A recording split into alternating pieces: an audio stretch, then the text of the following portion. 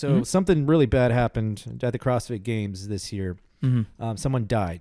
Yeah. And you can blame poor programming. I haven't even seen I don't know if there's an autopsy report on the guy. But how does an event like that affect you as a gym owner, an affiliate owner? I think what affects more is the athlete's response, because they're the ones that have the most media attention. Yeah.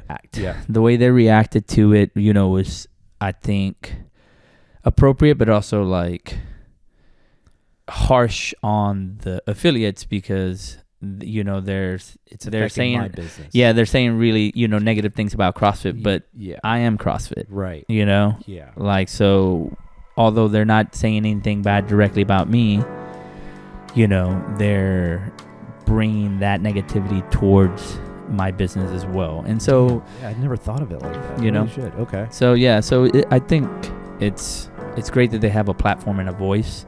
I think that the way they express themselves need to be directed specifically who they want to direct it to.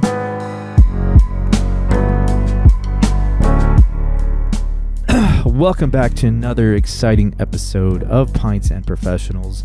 I'm your host, Ramon Mejia. I capture photos and I create videos, so if you are in need of any content, video, photo creation, holla at your boy. I'll give you a great deal, or maybe I won't, depends on who you are. But anyways, on today's episode, we have Alex Rodriguez, the owner of FOGO CrossFit. And I learned so much today. He was a former car salesman, worked in the medical field, and just has a lot of knowledge about managing a business, more importantly, managing a CrossFit business. It seems that nope, I'm not going to use that part. Cut. He knows so much about business. He knows so much about the CrossFit community. And it was just a real pleasure to have him on. Like I said again, I learned so much, and I hope that you get some form of entertainment or education out of this episode. And without further ado, here's Alex. Good morning. Why were you up at 4 a.m? I'm coaching. First thing. You coach that early? I coach at 5:30. The class starts 5:30, but I have to be there before then. So I usually arrive about 5:15. Okay. And really, I end up at Starbucks at like 5:05. You're Starbucks guy. Yeah, and well, because they're the only one open. That's true.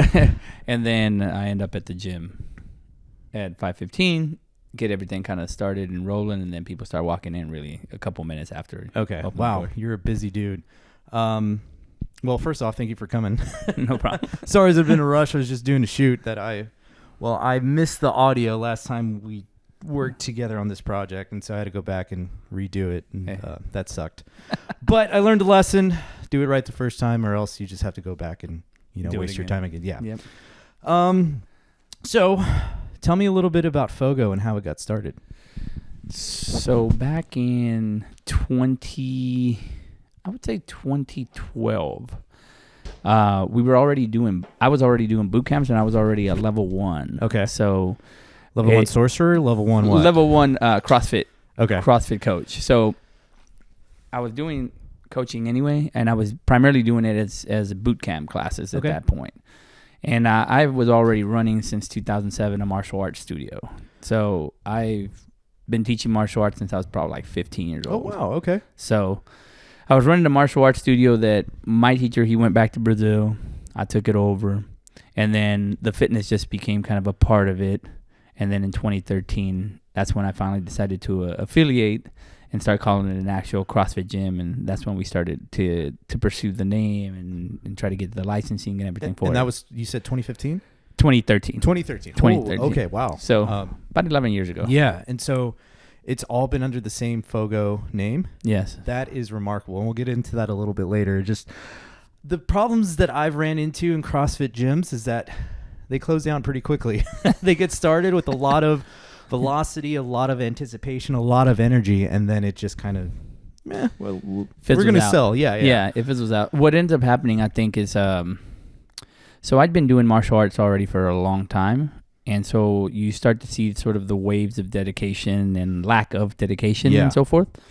Martial arts is sometimes a little bit different because Some martial artists will stick around for a very long time because they're just very dedicated and they love the discipline, and it just like helps them through kind of just their daily life. Just having that discipline of practice helps them through that. And I think with CrossFit, what ends up happening is because there's so many, like High Rocks is really big right now. That is the next thing, right? And with fitness, it's usually what's the thing. We had who was that kickboxing guy back in the day? I know who you're talking about. I saw all his infomercials. Yeah. Like it was a bunch of kickboxing, and everybody wanted Billy Blanks or something like that. Kickbox, right. Like everybody wanted to do that. Yeah. And I think what ended up happening with most people that start out with CrossFit is we start going like, oh, I want to coach, I want to help people, but then you start to realize that it's also cleaning toilets. It's also like when you first start out, it's vacuuming all the time, cleaning all the time, picking up after people all the time. That's my life here in my own gym. Yeah, I'm vacuuming all the time. Yeah. I'm organizing things. So yeah. But it's on a bigger scale. Yeah, it's on a bigger scale. So a lot of them then start to get a little disillusioned. Just, it's a lot of work. And at first, they're not really making it, if they can't get past a few years and get to a point where they can pay themselves a good salary, they're making very little and still usually working. If there's a partnership, they're still usually working their regular job and then working hours in between. If it's like a solo act, then that person's like 100% dedicated. But most of the time, they're not making a lot of money the first couple of years. So they can't even have too much help. They can only have like one or two coaches because that's really all you can afford to pay as far as salaries goes, and still pay yourself a little bit to be able to sustain your lifestyle. So going back to the martial arts, what got you into that from the get-go? The martial arts was just kind of like I always loved like martial arts movies. Okay. And I started to look for a karate school. Okay. I went to it and it was really boring to me. Really? It was just so repetitive. I was like, oh my God, this is really kind of boring. But then I ran into capoeira in 1993 because my friend went to go watch Only the Strong. Yeah. He saw that movie, and then he ended up going to do a trial. And he was like on his first or second week, and I just happened to be over at his house, and he's like, hey, you can go home or you can come with me. And my mom was signing a release form. Back in the 90s, everybody signed the release form for everybody. Nobody really checked. And so I went the first time, and they signed the release form for me. And I just did a class, and it was more fun to me. It's capoeira is a big mix of like gymnastics, martial arts, music, and language. Is that the one where they're kind of like dancing? Yeah, it has like doing kicks and like the way that you can think about it is most martial arts have like a standing like fighting stance. Yeah. Capoeira is a moving stance. How practical is that in like a self-defense method? Like I'm getting in a bar fight. Like, am I gonna bust out capoeira? I think the way that capoeira was really initially intended for was kind of the strike and run. Oh, okay. All right. It was more of an evasion kind of thing. Like you want to be able to strike and you want to be able to move. So if you do capoeira, the martial arts part usually comes after a couple of years of you training to really utilize it as a martial art. Because when you first start out, a lot of the repetition and the movement is just trying to teach you how to understand how to move your body. Yeah. And then afterward, once you know how to move your body, then it's about moving your body with intent. And that's where the martial art comes into. My first karate class, I think it was my third karate class, actually. My brother got me into it. And I immediately had to go to the bathroom as soon as the class started. But me being like a shy kid and not wanting to like disrupt class, I'm like, all right, this is going to suck, but I'll just, I'll weather through it. And then within 10 minutes, I was peeing myself. I'm like, oh my God, this sucks. I never want to go back. And my dad made me go because he paid like $50 for that entire month. So like, I think my first month was $25. And since I started capoeira, I think up to like when I was 18 or 20, since my mother was paying for it, I wasn't allowed to miss a class. Okay. Like, whether I was sick, there's just something about Latino parents, and once they pay for something, then you're gonna see it through. You're gonna do it because they paid for it. So, man, I had a very specific Mexican question. Oh yeah, when you cook your tortillas, Do you do it on the burner or do you put it like on the comal? Nowadays is on the comal Okay. because we have an electric stove top. Yeah, you can't rock with You the... can't Yeah, it sucks. I grew up with a gas one. Same. Yeah. And so most of the time, because we're very Latin, we're trying to rush and we're trying to put together the food as quickly as possible. So you got karate classes to go to. You turn on and you would just like put 1 or 2 on there and you're burning them and you're flipping them as quickly as you can and then you're tossing them out. My brother loves That's how them I grew up. charred. He loves them burned. I'm like, dude, you just ruined mom's hard work. Like, what the hell are you doing? I just think it's, open fire like that. Like if you grow up in that situation, it's just like, it's home style to you. That's just the way you kind of do it. Yeah, I remember doing that in front of one of my white friends. He's like, "What are you doing? Why don't you like put it on the comal?" I'm like, "Dude, this is the way we've been eating it for my entire life. What's wrong with it?" He's like, "But you're eating the propane." I'm like, "Nah, it's not. It's fine, dude. Don't worry about it. It adds to the flavor." Yeah. I think that's just part of our culture, right? Like once you do it, it's also the same thing. I think like when. Like usually on the weekends, it's some sort of pozole, some sort of menudo, some sort of like soup or something like that, or barbacoa or something like that. How long did you enjoy menudo when you first tasted it? No, that was like, I hated Sundays. It was disgusting, right? It smelled so bad, and like the idea of eating stomach. I'm like, Dad, what are you eating? What the hell? He's like, it's good, Ramon. You'll learn to like it one day. And then sure enough, around like 12, 13, I'm like, oh, this is the best fucking meal right after, a hard night of drinking. And yeah, my dad, he stopped making it because he lives in California now, and apparently there's a restaurant that serves it. So he goes there every Sunday to have it. Oh, nice. But what did your parents do growing up? My mom had 2 jobs all the time. She worked at a hotel. She was like in the cleaning or whatever. So I guess she was like, she would go in and housekeep and do housekeeping and so forth. And then she worked at a restaurant during the daytime. So was it Carl's Jr.? Because my mom worked at Carl's Jr. too. No, she did. My mom worked at a lot of restaurants, but they were primarily Mexican restaurants, and then she worked at the hotels. Right. And so during the day, she worked at a restaurant. During the night, she'd work at the hotel, and she would come in between those times and basically warm up some food real quick, eat herself, get herself prepped, and then head out to the other job. And so we always grew up kind of understanding that, like, work is work, and you definitely got to work if you want anything, or you want to attain anything. You need to work for it, because we were in it's kind of like those Section 8 style apartments where everybody there is kind of like low income, but it's sort of subsidized or something like that. And I just remember we were in a really nice area, but it had that there, and so we got a pretty good education because we got an opportunity to go to Silker Elementary, which it's a little bit, I think it's been ranked like nationally. Awesome. And so we were lucky in that sense that my mom, we first arrived in Montopolis, and that's a little bit less nice of an area. It's an up and coming neighborhood now. Now it's up and coming. How long ago was that when you moved to Montopolis? We were there probably late 80s. Okay. I was really young at that time. And so I don't even really remember much of it other than like sometimes running up and down the streets over there. That's about it. Your mom let you do that? Yeah, well. I could barely go outside and ride my bike. I was like, all the kids are doing it. And I'm like, but you might get hurt. Yeah. And not even, like falling off your bike type of way. I think because like I grew, like my first couple years were on a ranch. Oh, okay. So when I was 3 or 4 years old, I was already feeding chickens and getting like the horses to the water and doing some other things like that. And so I have very small glimpses of it. Yeah. But at that time, I was already allowed to chop up pumpkins and so forth with machetes. So, and I'm like 4 years old. Yeah. So I think that's the thing with Mexican families. They put you to work quick. Yeah. There's no reason to wait.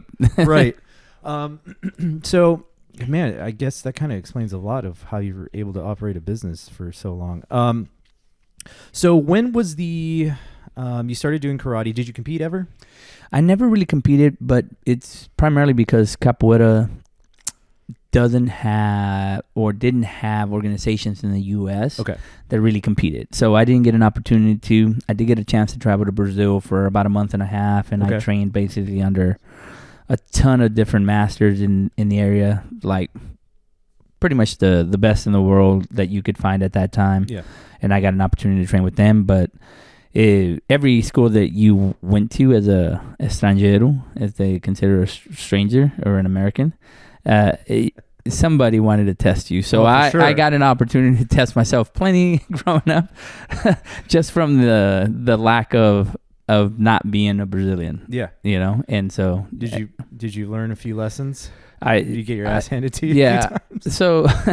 So capoeira gives you nicknames, and my nickname, because I would never in esquiva, like a dodge in capoeira, it's always like this sort of like very like low, quick circular movement or some sort of evasion. What I would always just kind of lean back, and so they started to say mechido. Mechido means to be kind of snobby, like when you're looking down at people. Yeah. Well, they would say that to me just because I wouldn't get out of the way too much. Well, that paired with being somebody from outside, when I went down to Brazil, there was a lot of lessons learned just by the name, and also by like at some schools, the lack of me being used to really kind of pushing the envelope with some of those guys. You know, they would, nothing bad happened, but I just felt like, there were definitely some sparring situations where I could have done a lot better, and it was just more because I wasn't accustomed to quite going to that edge. Got it. You got any brothers, sisters, family? Three brothers. Three brothers. Okay. Yeah, we were only boys. Four boys. And so, what kind of flash forward? What was your first like job other than like doing odds and ends for your mom? I mowed lawns or something like that. Yeah. But what was the first real job? The first real job was not real job, but what was the first like W-2 you were getting? From the company. I was bussing tables officially. Okay. I was also waiting on tables every once in a while, but basically every day after school for a few hours, I'd go to a restaurant my mom and her boyfriend basically managed. Okay. And I would just put on an apron, get out there and clean tables, sometimes wash dishes. It just kind of depended on what they needed me for. I was kind of considered more of a do this, do that, because I was utility player. Yeah, because I was a kid, right. And so they're like, if we need somebody to do dishes that day, you're doing dishes. If you're bussing tables that day, you're bussing tables. And every once in a while, they'd be like, okay, you're young, but you can still wait on some tables and so forth. And I started learning how to wait on tables. So most of my youth was spent in the restaurant business. Okay. And did you go to college? I went to 2 years of ACC. Nice. And then when I was meant to go back, I started the car business, and I started selling cars. Okay. So I sold cars for a while, but that became a double-edged sword, because when you sell cars, you start to make a lot of money. Especially if you sell a lot of cars. Yeah. And I was selling double the national average of cars. Okay. Wow. All right. So I was making money that people usually make after they've established a career and been in it for a little while, What dealership? I started in used cars, which was probably the best learning situation, because but I started selling for South Point, GMC, Jeep, and used cars all there. So I could sell Jeeps, I could sell GMCs, I could sell any kind of used vehicle on there. And I did that for a few years before moving to Mazda and then to Acura. There's another really successful, awesome, my favorite comedian, Shane Gillis. He sold cards, and he also sold tires too. So that's kind of, that's funny. Okay, so elaborate on that. Because you were so successful of selling cars, what was the key concept to being successful at selling? Because I suck at it right now. So more than anything, it's like your persistence has to be kind of with a soft touch a lot of the times. Okay. And so it was just me doing a lot of follow-up, and always, like, the best asset you can have is to hear a no and never care that you heard the no.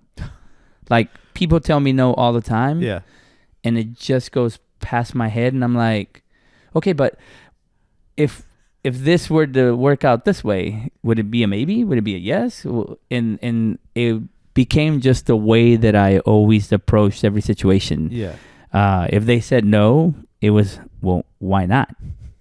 And then that became, more of a situation of like, well, it's because of this. And then, okay, well, that obstacle, if we can figure out how to get around that obstacle, then we could get your business and so forth. And so I got an opportunity to do a lot of education with a lot of like, they would be considered sharks. Okay.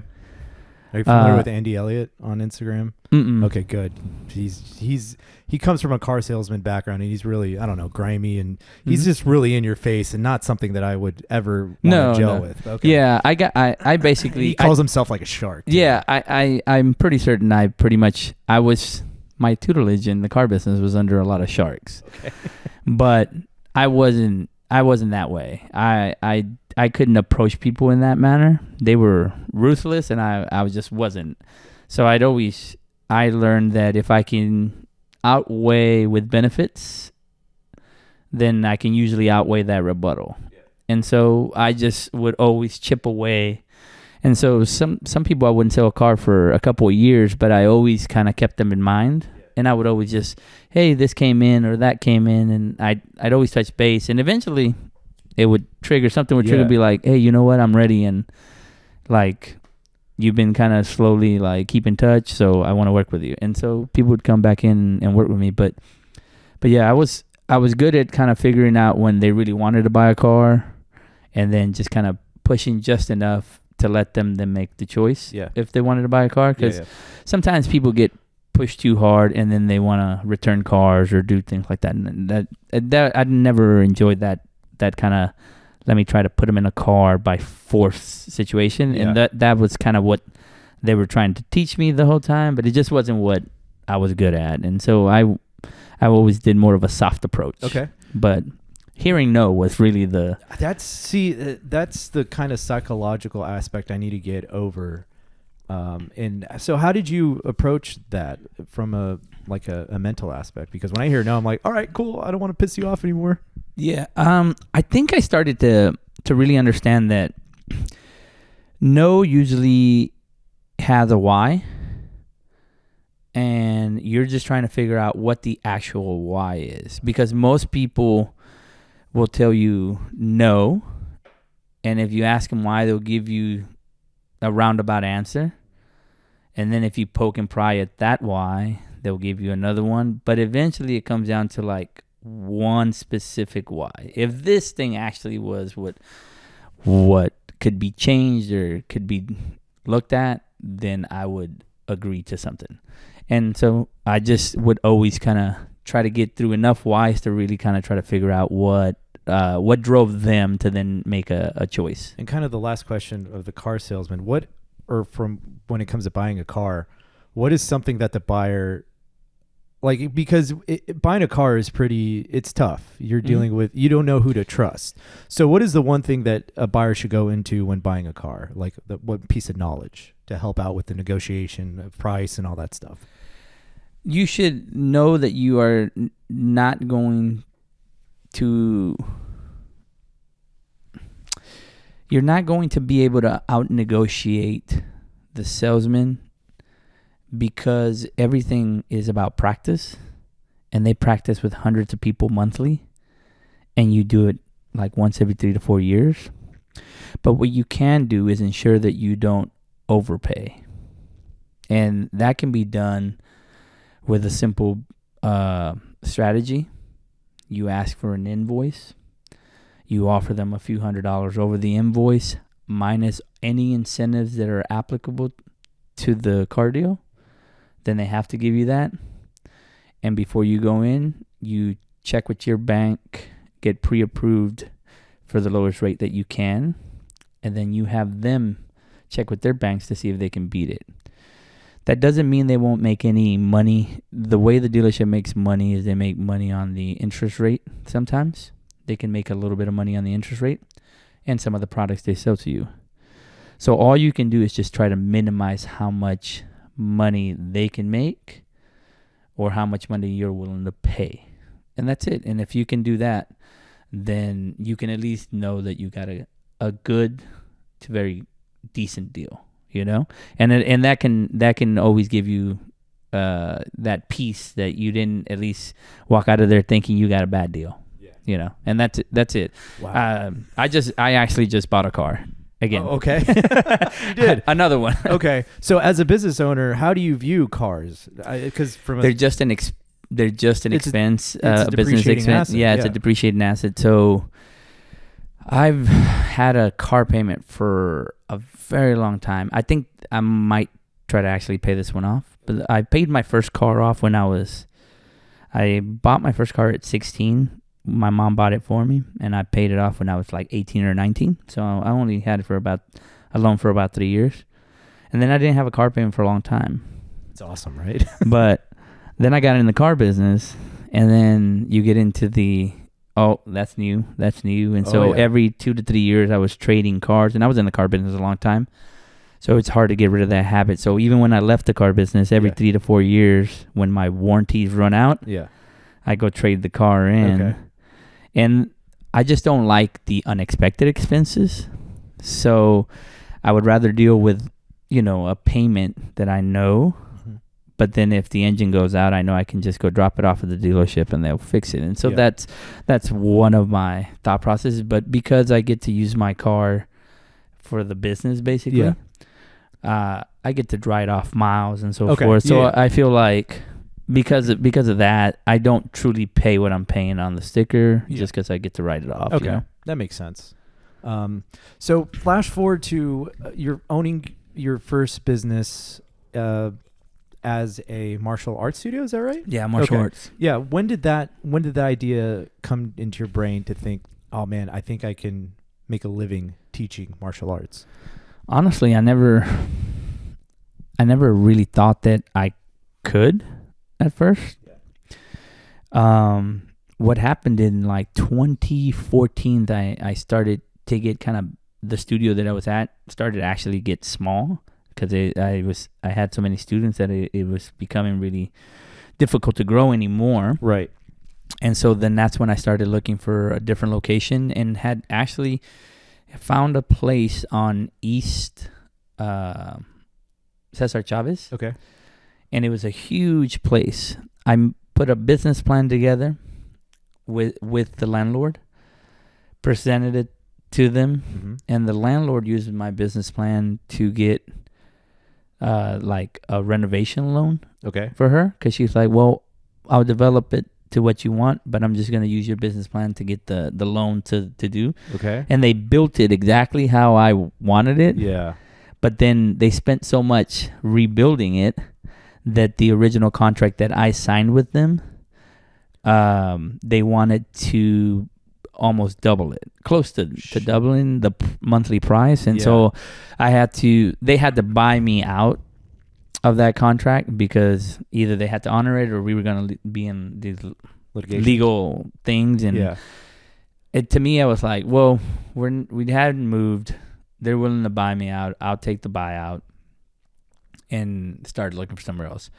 Well, I grew up on South Congress, 5 blocks down from where we're located now. Right. And I was driving to visit my mother. And so I went down there to visit her. I saw that they had a release sign. I had all my paperwork with me from the prior deal. And I just basically turned it over to them. And then the following day, they were like, yeah, you can have it if you want it. How did you know to put a business plan together? What did you learn to do all that stuff? Honestly, I had to, when I had to do the business plan the first time, I had to get some people to kind of help me. Yeah. A couple people, like just some friends that had already kind of been in business. Yeah. They just told me, okay, look for a business plan online, an outline. Okay. And they're like, and then take that outline and start replacing everything with the things that you do and how you do it. Yeah. And on some of those portions where they're asking for statistics, you're just going to have to think of like where you're thinking it's going and so forth. And so that took me quite a little while. Now I wrote another one up maybe 4 months ago because we were negotiating our rent, but I was also looking at a different place. And I think I wrote the business plan up in like a day and a half, 2 days. Yeah. But it's just like now I know where to go look for the market research, and it was just like looking it up, putting it together, and then basically wrapping everything up into a packet so that they could see what I was doing on there. Yeah. So when you're going into a new lease, they're obviously going to charge you a monthly price to, rent out that place. How do you factor in your price that you're going to charge to your clients to meet their leasing price? So our pricing is under the current market value. Okay. So you're doing research of like what everyone else is charging. What everybody else is charging. So I checked what everybody was charging for their plans. Yeah. How did you do that? Did you email them? No, like you go to their website and they give you an idea. And I also had kind of been around the community long enough that I would ask people that I knew were at certain gyms what they were paying. And a lot of them would then kind of give me their structure. Yeah. They'd be like, oh, if you do this at 6 months or that at 12 months and it's this or that or whatever. And so then I had kind of a roundabout idea. Okay. But ours is priced a little lower just because there doesn't seem to be too much. If you go over a certain price, Latinos, blacks, any kind of minority, I feel like at a certain price, just POCs, just the price. Pirates of the Caribbeans, yeah, just at a certain price, you're already kind of like, I don't know, and so just getting people through the door. But because we already had a little bit of diversity, I didn't want to price them out. Yeah, but I also didn't want to necessarily undercut what we offer. So so I had to come up with something that I thought was fair, but still accessible. So you're getting into potential other people's mindsets of what they value in price, and you're looking at it internally as a Latino, as a prospective gym member. I guess you just you value that based off your own experience. Yeah, just because it's tough to do. Because sometimes, guess what? You might be wrong. Yeah. And then all of a sudden, your business is failing. And the shit sucks. So the hardest part, I think, was growing the business by myself. Yeah. I never took on partnerships, even though there was a lot of partnership offered, because the business was growing and people could see that, and they wanted to be a part of it. And I thought that was great, but I knew that if I wanted to be able to make those decisions by myself, that I couldn't take on partners. Yeah. And so I've slowly looked at it from the perspective of, okay, I want to work less hours. That means I need this many more members because I need to pay a coach this much money. Right. And so I've always just kind of looked at it as just numbers. 10 members is going to get me these many hours back. And that's how I've slowly started to remove myself. And I've tried to make up what I don't have in volume, like clientele volume. Yeah. I try to make it up just somehow in either, okay, let's be smarter. The processing fees, we don't have to take the processing fees, but if they want to save themselves processing fees, they can do a checking account or something like that. Yeah. And so we always try to just find like little knickknacks where we can save a little bit, but still offer the same value. Yeah, still keep everything where the pricing allows us to, because the rents are so high in Austin. Yes. So our overhead is absolutely the toughest part. Yeah. And we have to clear that every month. So at the pricing that we currently have, we kind of know how many clients we need to have just to stay afloat. Yeah. And that's our main goal, is always just to stay as high above that line as possible. And some of that is just done with the coaches sticking around for longer periods of time. We try not to have too much turnover. Right. And the coaches kind of know how I coach and teach things. And so a lot of them try to kind of follow that flow. And I think it just kind of gives a little bit of uniformity to it. That market research is definitely something that it's tough for me as a creative videographer, photographer, because one, no one wants to tell you how much they're charging because that's valuable information, and I get it. Yep.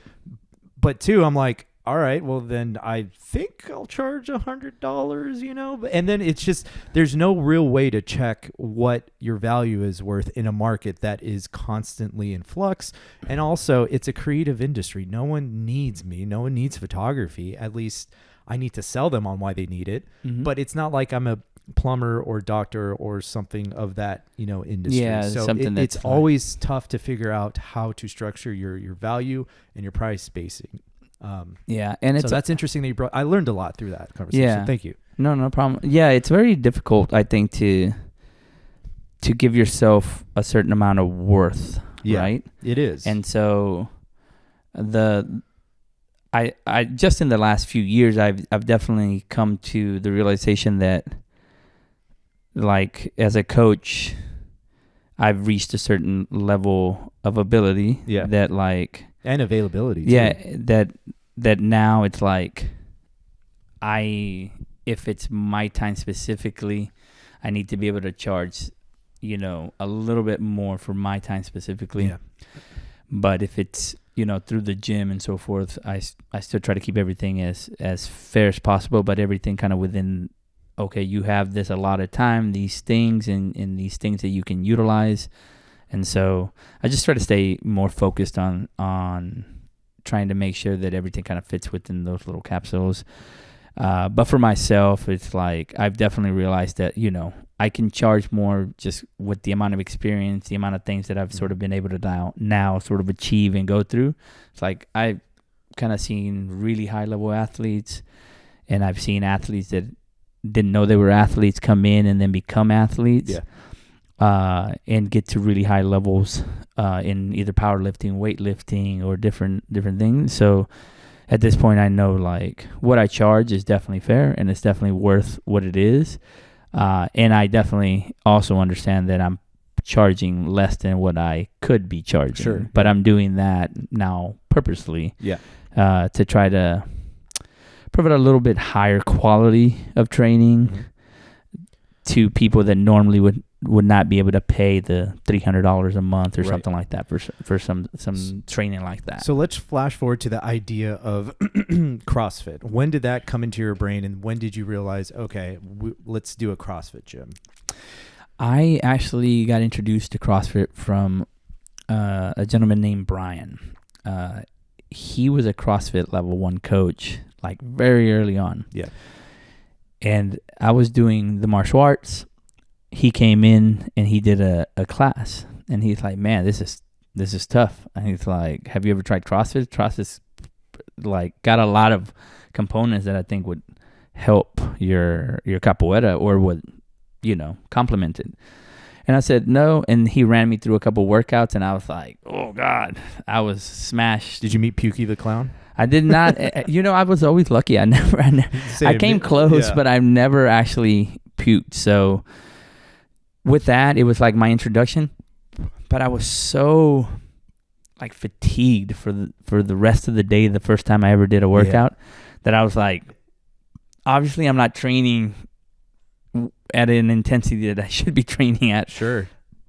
To be quite this fatigued. And so I started training with him. That got me interested in getting my level 1, and that's how I slowly started to develop that lifestyle of CrossFit. Now, CrossFit as a whole, in regards to getting accredited, how do you feel about that? I think what ends up happening, I think that the weekend seminars that they do is really good. I think it's better than any of the other, like, personal training ones, because in those, you get to see it in books, but you don't get to physically correct and watch movement and then get corrected on movement. And especially not like the big lifts, which is your snatch and your clean and jerk, which are very dynamic lifts that require a lot of precision in your body's motor patterns.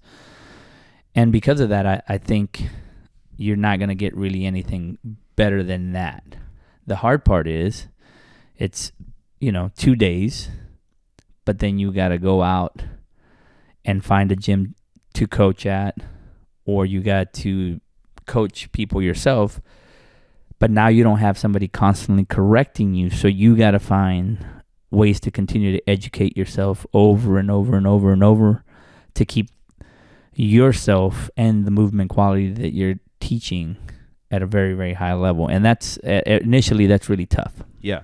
You're literally trying to get your reps in to coach people. Yeah, exactly. Like you yourself are trying to clean up everything while you're trying to clean up everything for them. Yeah. So for the first few years of coaching, you just sort of feel like you're chasing your own tail.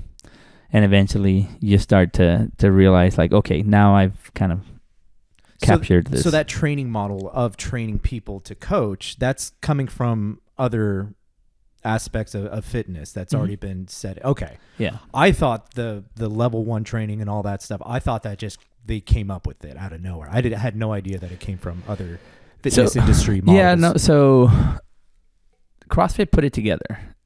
Gymnasts were already doing gymnastics. Right. Weightlifting was already doing, and so everything was out there. It was just more of like, let's get everything put together and then develop a program that fuses these things together at very high intensities. And that's where, and intensity was usually what was lacking in most people's workouts. And so that was their biggest like contribution, I think, to the fitness industry is showing that intensity seems to trump over, depending what you're trying to achieve, over most things for adaptation. Okay. My biggest problem with CrossFit, and I still hold a grudge for it, is that it taught me the kipping pull-up, which I think is bullshit. Because I had done CrossFit for 6 years, and I can knock out 30 kipping pull-ups. Mm-hmm. But when looking at it, I'm like, I can barely do 7. It just, yeah. Mm-hmm. That was long ago. And I'm like, me and my buddies who we get together, they don't do CrossFit anymore either. We were like, dude, if we just did strict pull-ups for that entire duration of like 6 to 7 years, you know how many pull-ups we could do now? And like how, so why the kipping pull-ups? What's the point of it? So you have to think about it this way.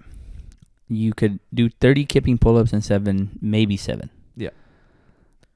If you focus on your... So the kipping pull-up is for volume and speed and intensity. Right. What you're actually doing is trying to allow your body to develop more volume so that you can come back and also do more strict pull-ups. Okay. So your goal would be to not take away the strict pull-ups. But in order to allow yourself to get more into being able to get higher numbers of strict pull-ups, then you would do your strict pull-ups. You would create a program where you do your strict work. You end up then knowing what your max of strict work is. But then you utilize kipping pull-ups to give you the volume that you can't do in strict pull-ups. Okay. So if you could do 7 in a row, well, it means you could do, Monday, sets of 7, 5 sets, you got 35 pull-ups. Well, you come on Wednesday and you do 5 sets of 20 kipping pull-ups. Okay. And now you have 100 pull-ups instead of 35. Okay. Then you come back the following week and you raise it to 8 pull-ups, even though you know that you can't. All right. And so the kipping pull-up is just a way to allow for more volume so that hypertrophy can happen and you can have more muscle growth a little bit more quickly. And then that muscle growth can be developed into strength. I feel like that's a bullshit answer, but I believe you. That's just me complaining about not being able to do more than 4 strict pull-ups right now. The strict strength, the thing is that I think for a long time, CrossFit didn't really emphasize strict strength. Yeah. And not by any means. And now the training and the trainers has gotten to such a high level. Yep. Like now it's hard to go to a CrossFit gym and not find trainers that are pretty well versed in every kind of movement and kind of in those 3 methodologies, right, of gymnastics, weightlifting, and monostructural movements. Yep. But because of that, you're still having to figure out those old things like, yeah, we used to emphasize, let's do kipping pull-ups so you can do 500 of them. Well, now we know that to prevent any injury or anything like that, if we create a strong enough foundation, then yeah, you can go do 500 pull-ups. You're not going to get hurt. Right.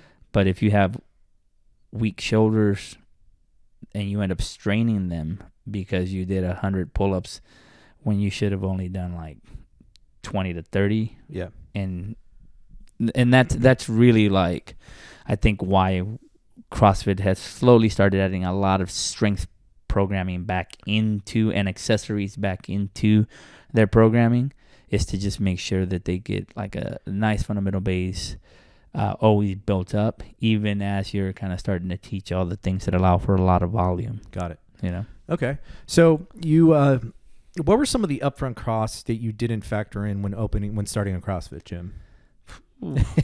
A lot. Yeah. Because you got to pay for equipment. You got to pay for mats. You got to pay for all this stuff that I feel that some of the CrossFit, you label it as CrossFit and all of a sudden it becomes like a premium product. Whereas like a bumper plate, it was just a bumper plate, but you put CrossFit on there and all this, boom. And it was very expensive. Yeah. Like the horse mats. Yeah. You know, they were just horse mats. They were like $30 originally, Yep. you know, something like that. You could get a mat for $30. Well, so many CrossFit gyms and so much like need for them started to come about, and all of a sudden it's $55 for a mat. Yep. You know, and so sometimes we end up driving other industries to charge a lot more because they just weren't ready for that quick influx of like business coming their way, and they have shortages, and now we're all paying that, and now that they've moved the price, they know they can keep the price there. Right. You know, and so that just allows for a little bit more profit. But for us, man, some of the most expensive things that I found is just the things that you need all the time. Toilet paper, paper towels. Like that's where the Costco membership comes in handy. Like I'm buying everything in bulk all the time, but it's amazing to me how much I'm at Sam's or Costco just buying the same things over and over. Yeah. That was more of a weird catch that I was like, my God, I spend so much on literally just paper towels and toilet paper in comparison to what I thought I would be spending money on. I thought I'd be spending a ton of money on bumper plates all the time. The bumper plates are made pretty well now, and so they break, but not very often. Yeah. And so you end up finding these little expenses that come up all the time, and they sneak up on you. Yeah, they sneak up on you, and it's more like the AC isn't working properly. Yeah. The heater. You guys have AC in your gym? We have AC and heating. Holy crap! Wow. We have AC and heating. It turns on now. Yeah. Yeah, that's and the thing with the past two gyms I worked out at. There was like, we can't fucking heat this place. It's too big. Yeah. And it's too expensive. It's very expensive. I think if we didn't have to, we would probably save $500 to $1,000 a month. You need to talk to your members. Yeah. Like, hey guys, you want those new barbells? Well, I got a way to do it. Yeah. So that's one of the biggest things, but I really think it's just like the normal stuff that you end up buying all the time that you don't realize you end up spending so much money on. At the end of the year, you total it up and you're like, my God. Dude, well, speaking of that, I was trying to calculate, the cost of running the business, but also I have the cost of, maintaining a house. Yeah. And I asked Lauren, my wife, like, hey, can you give me the numbers on how much you're spending? Because she's paying for all the cat stuff. Yeah. Can you give me the numbers on how much the cat food costs, so I just have a better idea of what, I should be giving you out of my business, blah, blah, blah. And I did the math. It was like over $4,000 a year. In cat food. I'm like, oh my God. Yeah. It adds up. That adds up quickly. Well, we have a dog that has allergies. Yeah. We have a bulldoggy. Okay. And she will get basically allergies from anything. And when we give her any kind of poultry, she starts to get like red and itchy and so forth. Wow. So we had to start giving her like different types of meat. And so we ended up on this kangaroo meat. But the bags are super expensive. Yeah. And and so we're like, okay, well, we have this super expensive food, but then we have two dogs. So we were like, are we going to buy one bag over here? And what ended up happening is she would go steal the other dog's food. And so we ended up going, we can only have one bag of food. Yeah. And it's the expensive bag of food. Of course it is. And so by the end of the year, I don't even want to, I have never totaled it up, but I don't want to know what she ends up really costing us. Yeah. In food expense. So you opened the doors of CrossFit, 2013. 2013. How did you do any pre-marketing? Did you do any It was reaching out, or honestly, it was just like a soft opening. Okay. We literally went from the old studio where we had like 30 members or something like that. Took all the equipment that we had, which wasn't much, and then just kind of opened up. Yeah. And I've been adding equipment for the last 10 years, basically. Right. And now it's finally where I've come to a time where I'm like, okay, I don't have room for more equipment. Yeah. And so I'm just doing some small renovations this year to try to create a little bit more room. Do you remember what was the number of clients that you needed to stay open? At that time, the rent was a little better. Yeah, sure. And so at that time, I believe I only needed like 45 members. Okay. To keep it open and pay myself a tiny morsel. And I was still working a regular job. Right. So. Oh, so you were double timing it. Mm-hmm. Okay. So I was double timing it at that time. I basically had a coach that would teach the morning classes, and then I'd come and teach the evening classes right after work. Were you still selling cars at this point, or was your job? No, I had switched over to healthcare. Okay. I was doing like home visits for this outreach that it was Cardin Outreach was the name of the company, but they worked with basically all the Seton hospitals and all the St. David's and so forth, and they would just do basically all the Social Security, crime victims compensation, anything like that. And I would just do home visits to help secure any documentation that they needed to like be able to pay their bills off, basically. Okay. Did you like that job? I did. It was fun. I enjoyed it, I think, because I put myself in the position where like I would go to the office, get all my things, and then I would spend most of the day out and only come back really to the office to kind of close out my day and so forth. So I didn't sit in the office for a long, long time. I did the cubicle thing at first, and it was just like so boring. So as soon as I saw an opportunity to shift, I just kind of shifted over, and that was much better for me. And then, so I assume you would use that money that you were making at that job to help float the CrossFit business, right? Yes. Any extra little bit of money that I had like at the end of the month meant like, okay, we're getting one more wall ball. Yeah. Or we're getting one more kettlebell, or I'm buying one more thing. And then, we have enough for a rower today. Yeah. And so I'd go find a rower and buy a rower. And then how much longer into the opening of the gym did you feel like, okay, this is the month that I can quit my medical job and then, do this full time? It started to come, I think, like probably in 2017, something like that, like a few years after. So oh my God. So you did the medical job and this for 4 years. Yeah, for a long time. Where I kind of got pushed into it. Like the medical job, they had to close their office. They're like one of the BPs had passed away, and they were going to shift the office somewhere else. And it was either we can give you like a severance, or we can move you to the hospitals. And I was like, I was kind of over it at that point. So I was like, I don't want to move to the hospitals. I'm just going to take this small severance check. And the business was starting to do well enough that I was like finally starting to get a little bit of money. Yeah. So I was like, I think it's just time for me to like, it was sort of like, it just was sort of a push that my regular job did, and it ended up pushing me. So it's the way the world worked. Yeah. Where, okay. Okay. Them closing down, and it kind of made my decision easier because I had already been thinking about it, but I hadn't really like put any pressure on myself to do so. And then as soon as they were kind of like, this is what's going to happen, I was like, well, I guess that's kind of the cue to exit out of this and go into that full time. So in developing, so CrossFit is kind of big on developing community. Mm-hmm. And I think it's super important that the owner is there, supporting that community. And so what were were there any criticisms about the gym that you were hearing about? They're like, that kind of, they're right. Or like, how did you take constructive criticism from that community that you care about? Man, I've never been great at taking constructive criticism, but they do. It comes at me And I will preface this by saying, like, CrossFitters fucking shit on everything. Like, we're constantly complaining about shit. Yeah. The bathrooms aren't clean enough. This barbell doesn't spin. Or blah, blah, blah. These bumpers are broke. That's what. Yeah, I get a lot of that.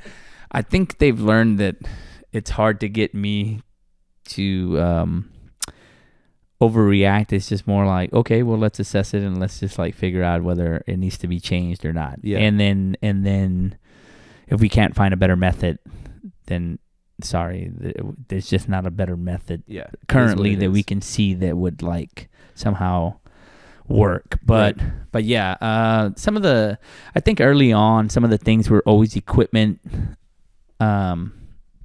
issues. We had to share a lot just because it was like growing pains. We'd have more people in one class than another, and then just not enough equipment to really like make it work perfectly or seamlessly. So those were some of the biggest pains. Now it's more of I feel like they want more very specific training, and they want more of like my specific time. Yeah. I think I get more of that. Like if I disappear from the gym a little bit too much during the week, I'm getting asked where I'm at. Right. It's more of that. So when you are cultivating a CrossFit or any fitness community, what are you trying to impose on these individuals? So like, hey, these are the things you can do outside of the gym to help your fitness career, your journey, whatever, just to be a healthy individual. What are some of those ideas that you're giving them? Honestly, what I try to get them to do is to prioritize finding the way to the gym as a daily routine, so that then, they can say that at least that part of it we've handled for them. But a lot of the things that I just kind of tell them, depending on what their goals are, is more like, hey, when you're buying food, if you're buying packaged stuff on the inside of the aisles, more than likely your body is going to have a little more inflammation. It's going to have a little bit harder time processing all that. If you're buying food on the outside of the aisles, where it's all fruits, it's things that you have to cook, it's probably better for you. And so just think about that when you go shopping. Same thing whenever you're sitting at work and you got that 15-minute smoke break. Oh, I don't smoke. It's okay. That means it's a 15-minute walk break. And you just got to utilize little times, because depending on what the goal is what you want to do. If the goal is to be able to move better, then you got 15 minutes to just do a little bit of like yoga stretches just to like get back into it, or go for a walk, do something other than just sit at your desk and get closer to what you want to do. And then a lot of it has to do more, like the advice that I give is more particular to, okay, I want to lose weight, or I want to get stronger, I want to do this. And I'm like, okay, well then you got to do these things to start getting you closer to what you want. That walking treadmill has been a lifesaver in managing my weight. I've been trying to get to 175 for longest of time, and this year I've kind of made a conscious effort to those simple concepts, to eat better. And I love the idea of like, the more it's going to be more information for your body to process. That's, I don't know, something about that just sounds so cool and so powerful in that, like with the processed foods and whatnot. Yeah. It doesn't know how to quite like adjust to it. Yeah. But the step thing, I mean, I already hit 10,000 steps within a span of 2 hours just editing. So like this thing has been a lifesaver. Yeah, that's awesome. And anytime like Lauren and I are feeling like fats on the couch, I'm like, all right, let's just pull out the treadmill and I'll walk for the 30 minutes of the movie. Mm-hmm. Then you can walk for the 30 minutes of the movie, and we'll just do that. Yeah, it's a lot of the times it's just creating a small deficit in what you took in for that day that makes you feel so much better. You know, if you felt like you did just enough work and burned just a little more than you took in, sometimes that mentally is just enough to like say today was successful for me, like when it comes to my health and to my fitness. Right. So that's another question I want to ask. How do you build that mental strength to accomplish these almost easy tasks, but it's like, oh, man, I really don't want to get up and go walk for 15 minutes. Like, how do you build that mental fortitude? It's something that I think that you have to approach from the perspective of it's something that has to be done, not something that is a choice. And I try to tell people that all the time. It's like it has to become a part of your routine, and the way that you think about things has to be kind of in that same mindset, so that when you go, oh, it's time for me to work out today, or I said I was going to go for a walk. Well, if you said it was going to go for a walk, whatever you committed to yourself is just a part of it's just a part of your plan. It's not like it's an optional thing that you can take or make disappear because you were in your own mind and you were unable to like really commit to it. It's like, if I said I'm going to do it, then I'm just going to figure out how I'm going to do it and then end up doing it. And that discipline is hard to achieve, but if you can get your mindset to that, the statement is me just planning out how I'm going to do it instead of like it's an option if I want to or not to. I always tell Lauren, don't talk about it, be about it. Yeah.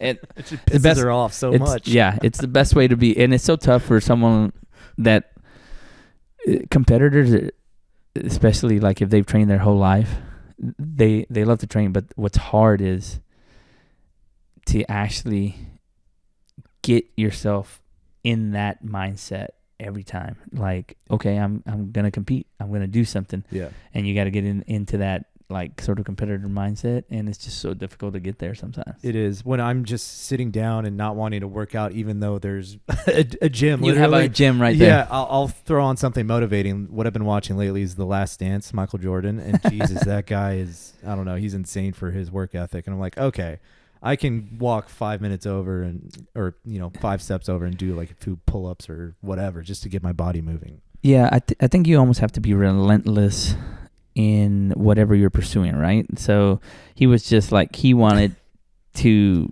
demonstrate to the world that he was the absolute best that had come. Yeah. And so he was absolutely relentless, which even meant, I think, and I don't know if we saw the same thing. It might be, but I know that like he had a little feud with Dennis Rodman. Mm-hmm. About like him showing up later or him falling out of a game or something like that because he was just acting up, and he ended up like falling out or something like that. And Dennis just came to his room, didn't say anything, and they just like smoked a cigar. Yep. But then after that, he never did anything like that again. It was like creating this relentlessness that everybody respects to a certain point, that they say, okay, no matter what, I can't deny that makes me better, and it makes others better. It was also there's also another moment in that, it's the same documentary we watched, where Dennis Rodman was partying out all night, and they were going to make the team run. I think it was because of Rodman's fault. And Jordan was like, all right, everyone slow the fuck down. We're not going to like bust our ass. And then it was Rodman, who had been partying all night, was leading the charge, and everyone was having problems trying to catch up to him. So even though he was partying all night, he was still able to show up. Yeah. And I was like, damn, that's must be nice. Some people, and also I always try to tell people, genetic potential is a real thing. Yeah, well, for sure. I'm like, my own mother goes, not everybody's meant to have abs. And that's a Latino thing. I think they're very truthful. Right. But with that being said, the reality is that sometimes you get certain body types that like, yeah, you want an hourglass figure, but you're not really built like an hourglass. So you could diet and look really nice and be really beautiful in your own way, but it won't be that, And so you always got to remind people, like, look, sometimes genetic potential is something that you also, even though you don't have to let it be the end all be all, but it does need to come into your mindset and go, okay, I can see that this 100-pound person can lift 3 times their body weight. And anytime I try to lift 2 times my body weight, I die.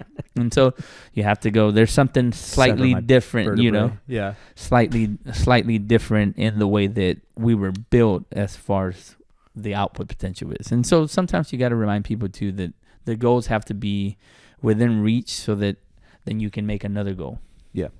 So one of the important things, well, not important thing, but one of the things about CrossFit that I feel people are so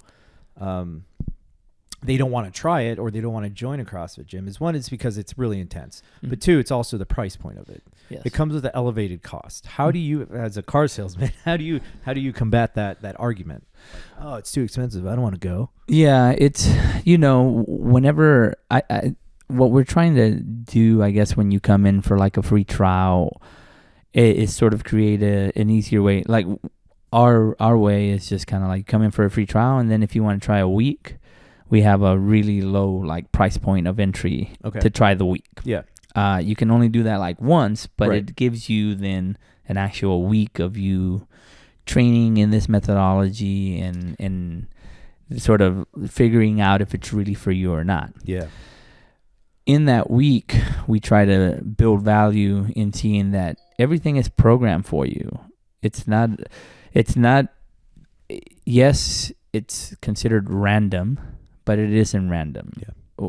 We're doing chest, we're doing legs, we're doing arms, but a lot of the times we're doing it in functional ways. You're doing biceps, but it's because you're doing pull-ups. Constantly varied. Yeah, and so having that and showing kind of the value in that we're programming everything, we're doing your warm-ups, we give you a cool down, whether you do it or not, it's there. And we give you sort of an outline of how you should train, and trying to show them the value in that this isn't just a workout. You're not just working out, because working out is anything. Like I could go jog, lift a couple of weights here and there. It doesn't matter what I do. It could be deadlift that day. The next day it could be bench press. The next day it could be some Olympic lift, and I worked out. Yeah. And that's perfectly okay. But CrossFit gyms are now doing training plans, and we etch out 90 days, and we template 90 days, and we say, okay, we don't have all the workouts yet, but we know where we're trying to get to. Mm-hmm. And so we're trying to show them just kind of the value in trying to say, you're going to get stronger, but you're also going to develop skills, and you're also going to develop all these other things in all these different areas that you necessarily wouldn't be thinking of doing it all by yourself, because you wouldn't care about them. You want your biceps to get bigger, you always go work out your biceps. But we're trying to kind of develop a preparedness for anything so that you can go do anything. And so trying to show them the value in kind of how that training program is going to benefit them. It's really how we try to say, like, this is what really justifies it. You don't have to think, but we've already done all that for you. We've already like figured out how we're going to make you stronger, faster, and harder to kill. Yeah, harder to kill, without you having to do that. You're right. Yeah. So we're already at an hour, which is kind of flown by. That's the beautiful thing about these podcasts, because I'm so fascinated with the individuals that I have on. A few more questions about CrossFit. So something really bad happened at the CrossFit Games this year. Someone died. Yeah. And you can blame poor programming. I haven't even seen I don't know if there's an autopsy report on the guy. But how does an event like that affect you as a gym owner, an affiliate owner? It's a little, I think what affects more is the athlete's response, because they're the ones that have the most media attention. Yeah. So it does definitely affect their business. Athletes at the games? Any games athletes or any athletes that have a large group of people that follow them. Okay. And because of social media, it kind of drives numbers. And what ends up happening now is a lot of like high-level athletes train by themselves most of the year and only go to the affiliate during the open or during the times that it's time to qualify, and they need to be under an affiliate to do so. Going on a tangent on that, can they just literally sign up day one of whatever gym and be like, hey, I'm going to compete for the CrossFit Games. I want to be associated with your gym just so I can have that entry thing. That's all they can do. They don't have to have They don't have to have a membership. They can just basically say, hey, I'm signing up for the open. I'm going to, I want to do everything here. Yeah. And because they do that and they sign up for the open, they sign up under your gym. Okay. And then that brings them in. But I think it affects more the way they react. Yeah. The way they reacted to it, was, I think, appropriate, but also like harsh on the affiliates, because they're affecting saying my business. Yeah, they're saying really negative things about CrossFit, but yeah, I am CrossFit, right? Yeah, like, so although they're not saying anything bad directly about me, they're bringing that negativity towards my business as well. And so yeah, I never thought of it like that. Holy shit. Okay. So I think it's great that they have a platform and a voice. I think that the way they express themselves need to be directed specifically who they want to direct it to. Yeah. Not as a generalized like, oh, CrossFit fumbled the ball. It's like, yes, some people fumbled. Like, some things happened that shouldn't have happened. Yeah. And the saddest part for me, I was actually doing photography at the CrossFit Games. Oh shit. For GoRuck, and we were at a swimming event where they were teaching people how to swim with like weights and how to swim and breathe in those conditions where you get in water and you can maybe panic. Yeah. We were literally doing a photo shoot with the Deep End Fitness people who helped them develop that program, and that occurred at the same time. So it was it was a really like sad it is. It was like a really sad thing. In that conversation, in what you just told me, I'm like, oh, you got to shoot for a GoRuck? That's so cool. yeah.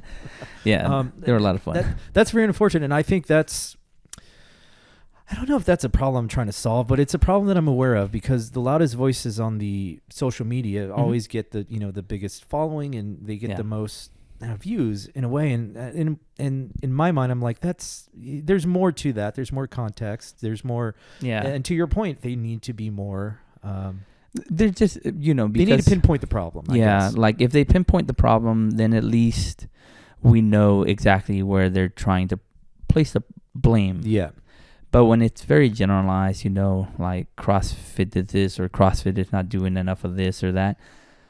Well, CrossFit is its affiliates as well, and unfortunately, what they're saying to people that were potentially going to come by your gym, at that time might deter them, because they're like, I don't know what's really happening. I've been hearing weird things, and it might prevent somebody from what could be a life-changing kind of event for them. Because some people walk in, and I've had people walk in 300 and something pounds, and in a year they're 200 pounds, and they're like 100 and something pounds less, and their life completely has changed, the way that they lead their life.